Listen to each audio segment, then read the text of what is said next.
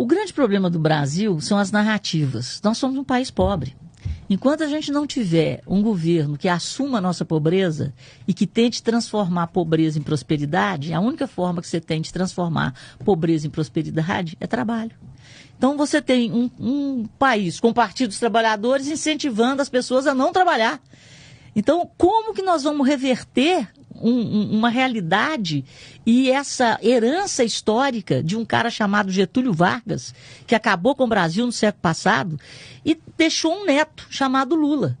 Então, o Getúlio Vargas e o Lula criaram a cultura de que o Estado é o pai, é a mãe, é tudo. Só que as pessoas não têm educação para entender que quem financia o Estado é quem trabalha. E se você não trabalhar, quem é que vai pagar a máquina? Uma máquina inoperante e corrupta. Então, se a gente não colocar na cabeça das pessoas que o PIB, Produto Interno Bruto, é a soma de bens e serviços produzidos, que se não houver produção não existe riqueza, nós não podemos fechar.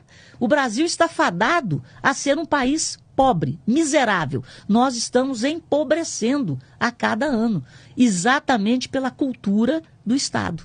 De um Estado que é sustentado cada vez por uma classe trabalhadora menor.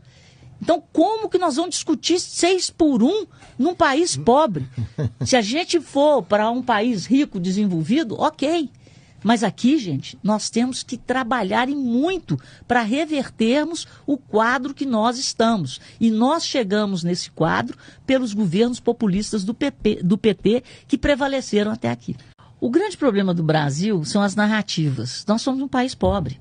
Enquanto a gente não tiver um governo que assuma a nossa pobreza e que tente transformar a pobreza em prosperidade, a única forma que você tem de transformar pobreza em prosperidade é trabalho. Então você tem um país com partidos trabalhadores incentivando as pessoas a não trabalhar. Então, como que nós vamos reverter uma realidade e essa herança histórica de um cara chamado Getúlio Vargas, que acabou com o Brasil no século passado e deixou um neto chamado Lula?